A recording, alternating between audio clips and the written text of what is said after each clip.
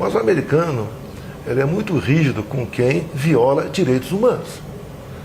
Se eu pegar você agora aqui, levar para um canto, deixar algumas horas confinada, isso é tortura. Quando você vê pessoas condenadas a 17 anos de cadeia, porque estavam com uma camisa verde e amarela e uma Bíblia embaixo do braço, isso é tortura. E muita coisa que já aconteceu lá é semelhante aqui. O próprio 6 de janeiro, o Capitólio, o nosso 8 de janeiro aqui.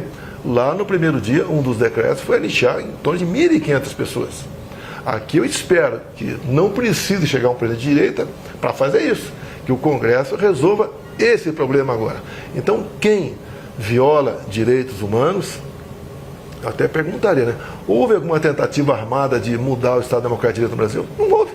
E foram condenados por isso.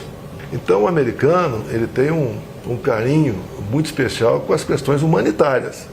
Tem uma coisa que é sagrada para eles, direitos humanos de verdade. Se eu te levar para um canto e deixar algumas horas confinado, isso é tortura. Eu vou ter uma punição drástica por parte aí da legislação e do povo americano. Eu te pergunto, essas pessoas estão sendo condenadas 14, 15, 17 anos de cadeia por estar com a camisa verde e amarela, uma Bíblia embaixo do braço, sem o devido processo legal. Não é uma tortura? Quem está à frente desses inquéritos, onde a mesma pessoa é tudo no inquérito, ela tem agido corretamente ou não? Agora, isso extrapolou, porque se faz um paralelo com o Capitólio, 6 de janeiro, o nosso aqui. Houve excesso aqui? Uma parte depredou, se bem que tudo foi depredado antes do pessoal chegar lá. Parte das pessoas também entraram. Não houve individualização da pena. É justo, nós estamos vendo um jogo de futebol aqui, Palmeiras e Corinthians. Tem um quebra-pau do lado de lá, da arquibancada. E gente ferida. É justo o estádio todo ser punido por causa daquilo? A gente espera que não precise eleger alguém de direita em 26 para 27 dar anistia. Aquela pessoa que comete um crime e está presa tem um sentimento. Agora, quem está inocente lá dentro, tem uma senhora, jovem senhora de menos de 30 anos, que pintou lá de batom na estátua, com 2 filhos de 4, 5 anos de idade. Tem uma família enorme lá em Ji-Paraná, Rondônia, onde o marido foi condenado a 17 anos, está foragido, mas a mãe está lá com 6 filhos, o mais velho em torno de 10 anos, o mais novo de colo. Até tirei uma fotografia, fiz um vídeo com eles. É justo o que está acontecendo? E nós sabemos, né? Na verdade, o que é isso? É uma maneira de buscar eliminar a direita no Brasil. E você vê alguns por aí, importantes, pessoas importantes, né, de outro poder, falando abertamente, nós derrotamos o bolsonarismo é o pior que tem no mundo. Tá? E você só vê medidas restritivas, desde antes das eleições, só em cima da direita. Quando você pega um grupo de empresários, 8, onde um dá um emoji positivo e entra no inquérito, um outro sofre duras sanções, tira uma página de 10 milhões de seguidores do ar para praticar minha campanha. É que parte desse expediente, né, ele foi em outro momento aplicado, menos em relação a redes sociais, porque não era tão ativo, mas o presidente Lula foi preso e dizia que era perseguido pela justiça, dizia que foi preso para impedir que não queriam que ele concorresse. Eu entendo assim esse posicionamento e essa sua indignação. Não estou chorando, não. Eu não sou o Lula, não. Lá tem corrupção. As pessoas foram delatadas, devolveram 5 bilhões de reais. As empresas assinaram a acordo de leniência na casa dos 15 bilhões de reais. Comigo não tem nada, não tem dinheiro na cueca, não tem conta esquisita lá fora, não tem corrupção em lugar nenhum. São teorias e são narrativas em cima de mim. Como a gente está falando então de justiça, depois a gente fala mais de política, que eu quero muito falar de 26, mas vamos falar desse assunto então. Minha dúvida é a seguinte: pelo andar, né, dos acontecimentos, dos indiciamentos, o senhor acha que o senhor vai ser preso? Hoje em dia, qualquer um pode ser preso sem motivo nenhum. Como tinha gente que nem em Brasília estava e foi preso.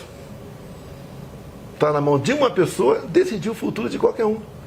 Botar numa preventiva quanto tempo ele assim entender. E você viu, uma Folha de São Paulo fez a matéria, né, de um juiz lá do senhor Alexandre Moraes conversando com o chefe do comitê lá de combate à desinformação. Olha, o ministro pediu isso, pediu aquilo, faça o relatório como ele está desejando. O ministro quer o Eduardo Bolsonaro. Use a sua criatividade. Só isso na Lava Jato teria sido anulado há muito tempo. É justa a possível punição para cima de mim? Que golpe! Que golpe! Mas, independentemente da sua avaliação de ser justo ou não, o senhor acha que pode vir a acontecer? Qualquer um pode ser preso a qualquer momento. Entendi. O Braga Neto está preso, segundo a gente vê lá nos autos, né? Por ter conversado com o pai do Coronel Cid um ano antes. E o inquérito já tinha sido feita a denúncia, entregue para o Supremo. Não tinha como ele ser preso por obstrução da justiça. Não tem como. É igual o Felipe G. Martins. Ele não foi para os Estados Unidos. Ficou quase um ano preso. E agora, para me negar meu passaporte, está lá na peça do senhor Alexandre Moraes que eu poderia fugir do Brasil, como o Felipe Martins fez em 2022 no meu avião. Ele não entrou no meu avião. Ponto final. Decide, não quero dar, não dou e tudo bem. Outra, onde é o meu fórum? É o Supremo ou é a primeira instância? Onde eu falo das pessoas que foram presas agora aí? É a primeira instância, não é a última instância. Se isso acontecer, né, na sua avaliação, o senhor ser preso injustamente, o que vai acontecer? Eu vou para a cadeia, eu não vou sair do Brasil. Eu não vou fugir do Brasil. Eu podia ter ficado lá quando fui para os Estados Unidos.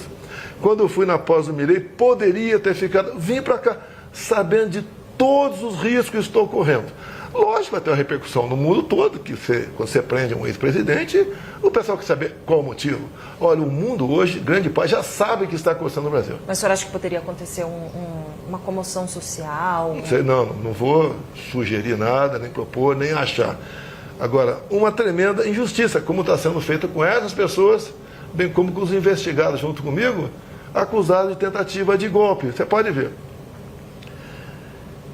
Em 22, acabou as eleições, o Valdemar da Costa Neto deu uma procuração para a advogada questionar algumas coisas por ocasião das eleições. Por causa disso, o Valdemar entrou no inquérito dos atos antidemocráticos, que você não pode duvidar das eleições. Agora, você não pode duvidar em 22, porque em 18 duvidaram da minha.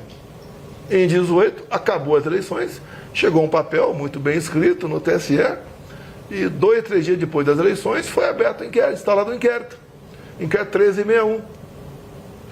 Esse inquérito ostensivo. Então conta, o que tem nesse inquérito? Não vou te contar. Tem falado inquérito tanto desse ostensivo. Conta pra inquérito gente. ostensivo. Ou seja, mas o que? Questiona a sua eleição? Esse inquérito nós tomamos conhecimento em 21. Tá? E tomamos conhecimento como?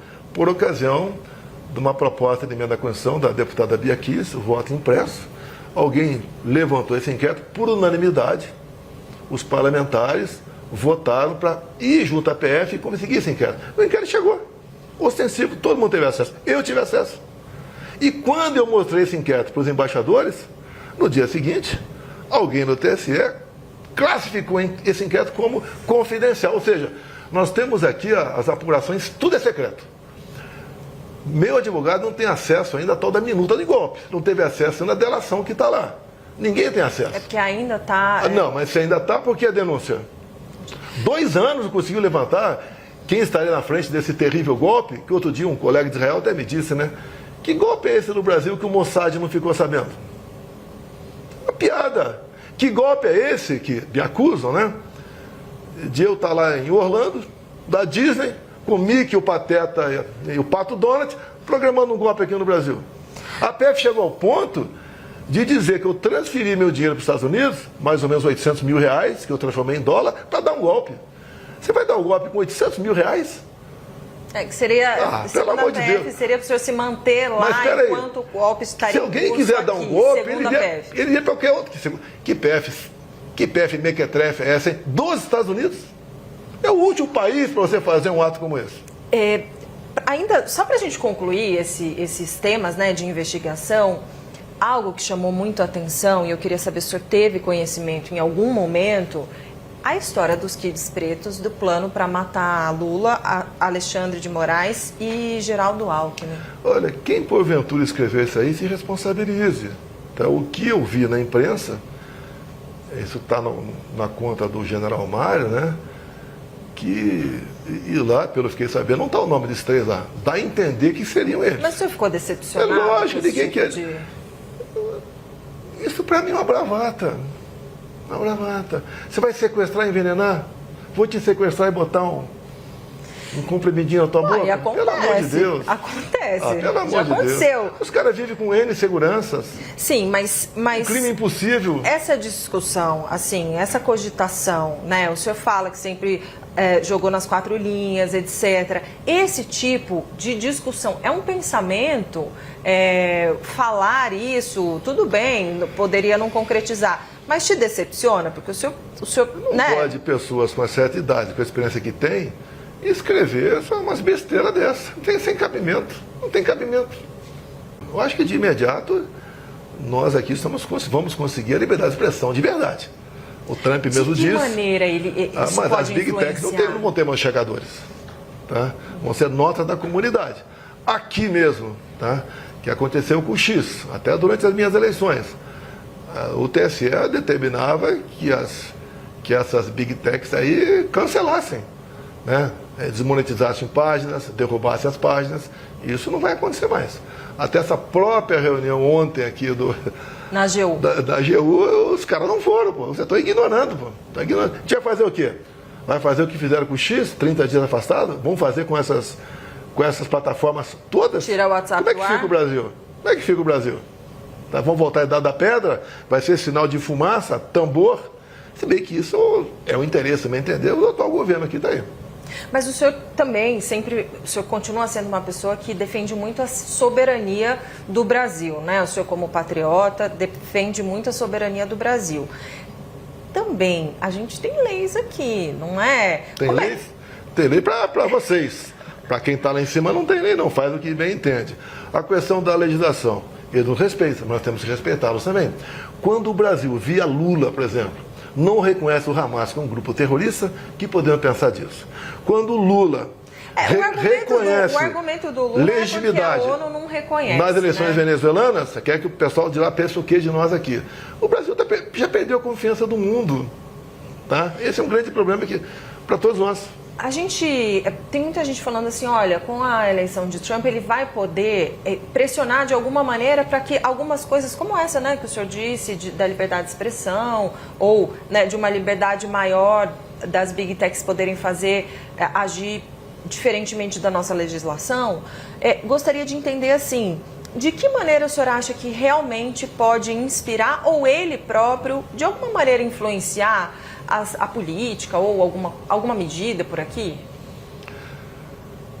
Olha, eu tenho alguma liberdade com ele. Quem tem muita liberdade é o Eduardo. Mas nós sabemos o nosso local, né?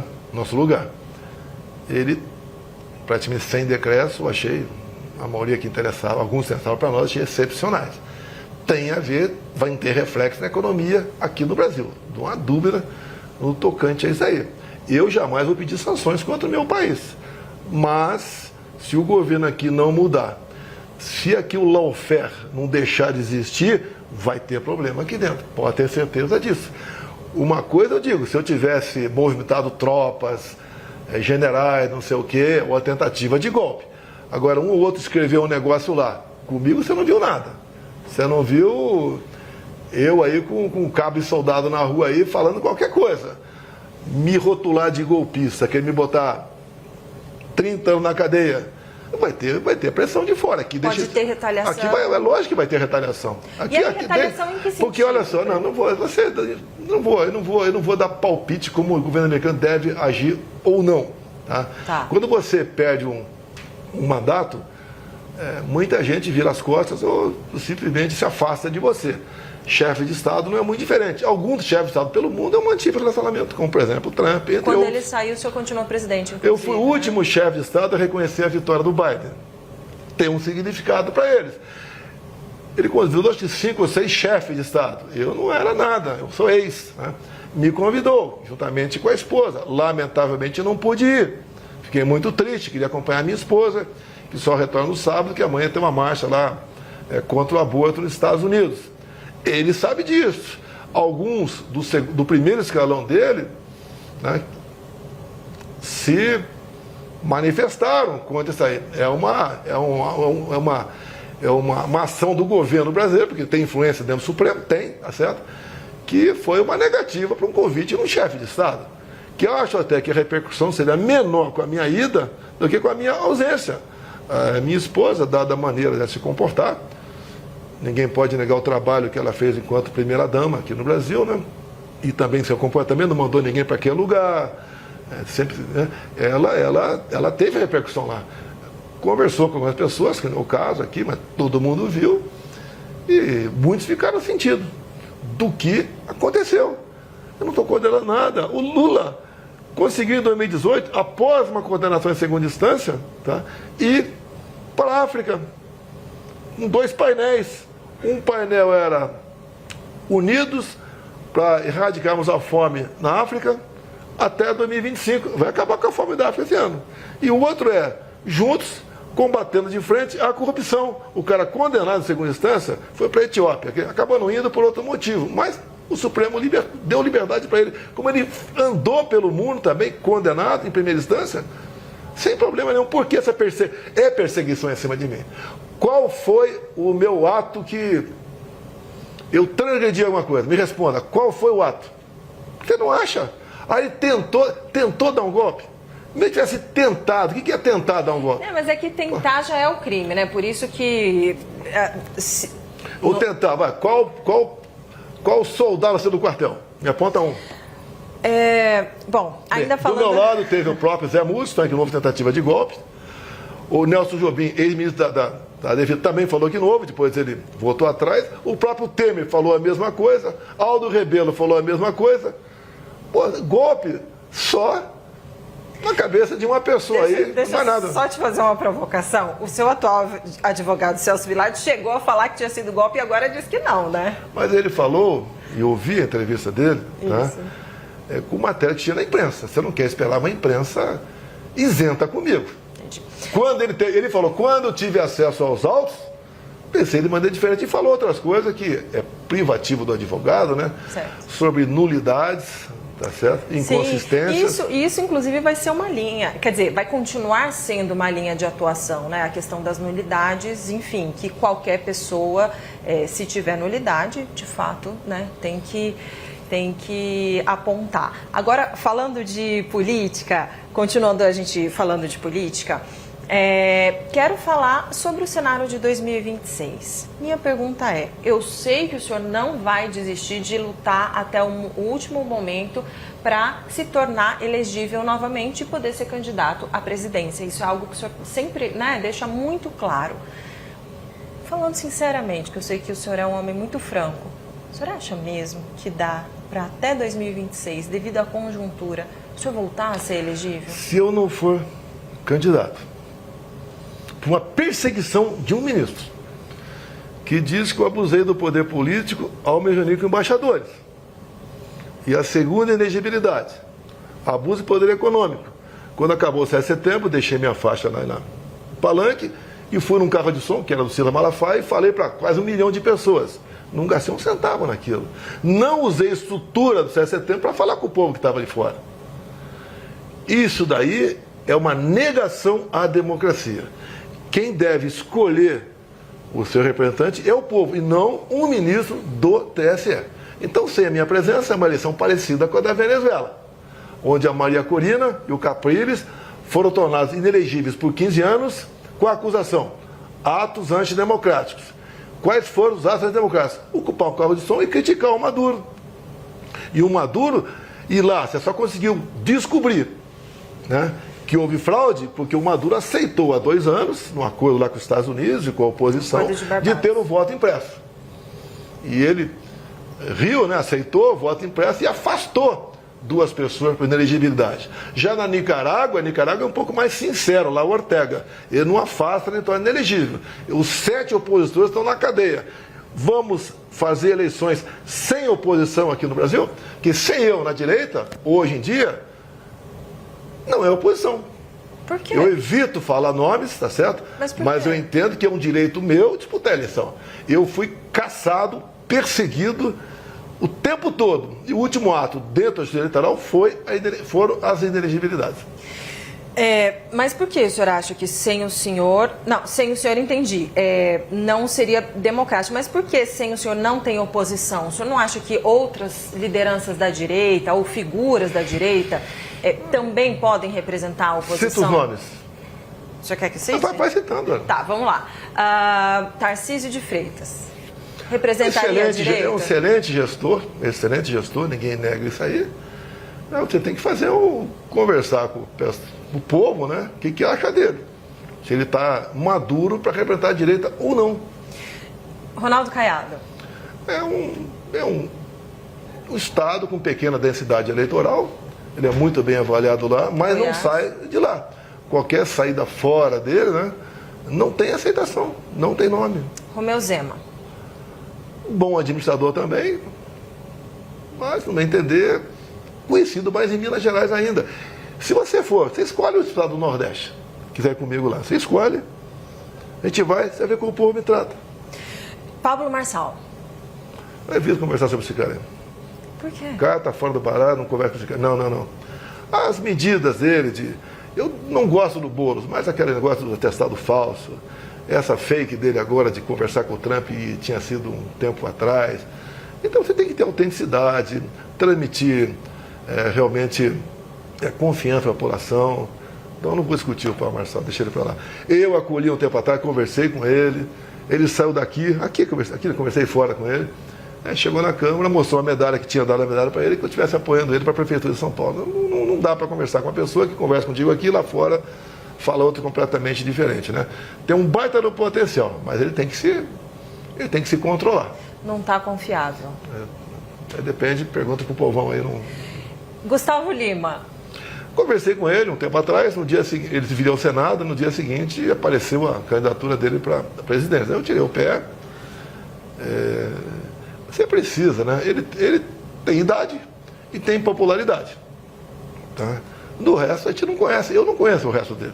Então, vocês poderiam entrevistá-lo, né? Para saber do que ele pensa, o que ele pode fazer. É um nome, no meu entender, um excelente nome para o Senado, no meu entender. Para a presidência, não sei se está maduro para isso ainda. Ratinho Júnior. Me dou muito bem com ele. Tá? Pode ser um nome. Tá? Pode ser um nome para a direita, pode ser, mas me dou muito bem com ele, um bom gestor também. Mas eu digo, eu não trato desse assunto com ninguém. Até eu falei demais para você aqui, tá? Tem só mais 2 nomes que eu quero pedir. Tá. Vai, você falou que eu podia pedir, então eu vou pedir mais 2 nomes. Um nome interessante. Flávio Bolsonaro. Olha, nasceu em 1981, né? Tá com 44 anos, se não me engano, acho que é essa conta aqui. Um excelente nome, preparado, tá? Tem uma experiência, um bom articulador, é um baita no nome. Não é porque, meu filho, assim como o Eduardo também é uma pessoa madura, tá? Tem um vasto conhecimento de mundo, inclusive. Podem ser opções, o Flávio, o Eduardo, pode ser. Sim. Michele Bolsonaro. Eu converso com ela quando ela voltar, agora cheia de saudades, né? Tá voltando nos Estados Unidos, eu converso com ela. Eu sei que quando você faz pesquisa, eu vi na Paraná pesquisa, ela está sempre um pouquinho, quase a mais de erro com o Lula. Esse evento lá fora vai dar uma popularidade enorme para ela, tá? Aí eu tenho que conversar com ela, o que eu tenho conversado com ela, somos casados, né? Cada um tem sua vida. Não, você casou, você tem que dividir tudo, né? É o mingau ou a falta de alguma coisa, tudo, tá? Então não tenho problema nenhum, estou 17 anos casado com ela, seria também um bom nome, tá certo?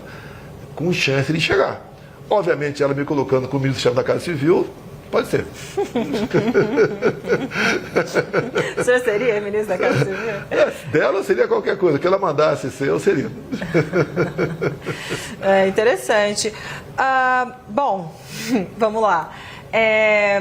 Em que momento o senhor, enfim, já tem uma estrada política, sei, né, a presidência também o amadureceu muito a entender a política sob uma outra perspectiva, né? Não só a perspectiva combativa que o senhor sempre teve, mas também uma outra política de diálogo, de articulação, de alianças com outros partidos, etc, etc. Minha pergunta é, qual é o momento certo para pensar em lançar um candidato da direita ungido pelo senhor? Só os 48 do segundo tempo. Eu vejo de vez em quando, vejo matéria da imprensa, né?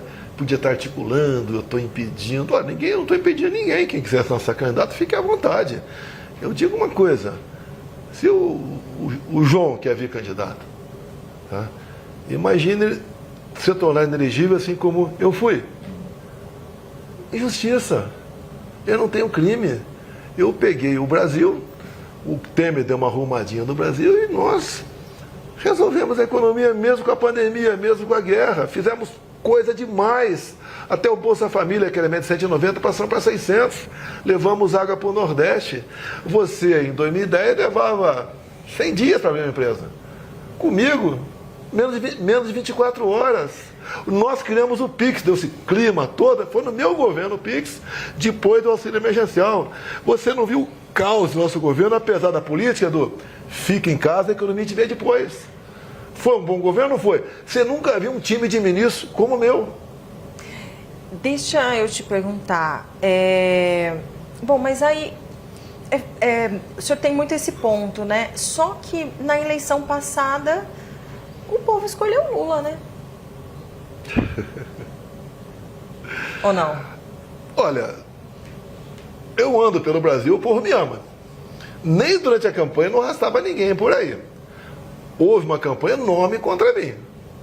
Por exemplo, o TSE botou o dedo na balança. Eu não podia falar que o Lula defendia aborto. Eu não podia mostrar o Lula lá na comunidade do Rio de Janeiro, ao lado de líderes comunitários que só foram eleitos graças à bênção do tráfico. Eu não podia falar do Lula que o cara roubava celular para tomar uma cervejinha. Eu não podia botar o Lula ao lado de Ortega, ou de Fidel Castro lá atrás, ou de Maduro agora. Eu não pude mostrar a imagem minha no enterro da Rainha Elizabeth. Eu não pude mostrar as imagens do 7 de setembro. O TSE fez uma campanha massiva para jovem tirar título de eleitor. Essa faixa etária, 3/4 votam no PT. Foram 4 milhões de jovens que tiraram o título. Eu, na reta final, tiraram de mim 1,5 milhão de inserções mentirosas, me acusaram até de pedófilo. Não pintou um clima, né, da história. Eu estava com 30 seguranças de assilo e motociclista. Pintou um clima, eu sempre usei esse tema aqui. Pintou um clima, eu vou lá conversar. Não vou nem entrar nessa história. Deixa eu te perguntar uma coisa. Ontem teve uma decisão do TCU em relação ao pé de meia, né? Como se fosse entendendo como se fosse uma pedalada. Já tem gente falando em impeachment do presidente Lula. Qual a sua avaliação sobre isso? Olha, quero me inteirar um pouco mais, mas pelo que tudo indica, sim. Eu já vi que alguns partidos, alguns parlamentares já estão protocolando e pedindo impeachment. Eu não quero tomar frente no primeiro momento. Você não tem que deixar o Lula sangrar para resolver em 26. Você tem que, se cometer um crime, tem que ser agora. O povo não pode sofrer mais 2 anos para quem sabe a direita chegar. Aí eu não quero chegar, ou alguém ligado a mim chegar à presidência, em cima do sofrimento do povo. Não posso admitir isso aí. Voltando à inelegibilidade. Por que a Dilma foi cassada e continua elegível? Por que o Lula foi tirado da cadeia, anulado tudo lá, não sei o que lá, elegível? Por que eu fui inelegível? Qual foi meu crime? Voltando então de novo, o senhor puxa daqui, eu puxo daqui. Voltando então para a questão do impeachment, o senhor falou, né? Preciso me inteirar, num primeiro momento não quero encabeçar, mas o senhor teme, de alguma maneira, quando o senhor se inteirar, achar que de fato houve crime de responsabilidade? Se pintar um clima, estão na rua para impeachment. Só isso. Ponto final. Não pode um presidente ser responsável fazendo um programa desse às vésperas das eleições municipais. Imagina se fosse eu. Olha, eu quero te agradecer imensamente por esse papo. Acho que passamos por vários assuntos, né? Te agradecer. Só uma última pergunta. Quero saber da sua saúde, como é que tá? Eu estou com 69 anos, fazendo 70 daqui a 2 meses. A facada eu sobrevivi por milagre. Furou a mesentérica, tá? Já tive 4 obstruções aqui intestinais, mas me considero bem, tá? Apesar da idade. É meu passado de atleta, já ouviu falar isso aí, né? Por causa da pandemia lá, né? É meu passado de atleta. E estou com gás, tá? Para continuar aqui achando a maneira do nosso país se libertar do comunismo, do socialismo, da corrupção, de tudo que tem de ruim aí. Não dá para imaginar um país tão rico como o nosso, o povo viver de forma pobre, não dá para admitir. Tem que mudar isso aí. Obviamente, eu sei que é muito difícil, mas se eu conseguir voltar a ser elegível, eu me elejo. Mas o senhor falava que sentar na cadeira era dor de cabeça, era uma tortura, o senhor quer voltar? Pretendo, porque eu não tenho obsessão pelo poder, eu tenho uma paixão pelo meu Brasil. E sei como fazer a coisa melhor agora, o que eu acho que poucos fariam ou teriam a coragem de fazer.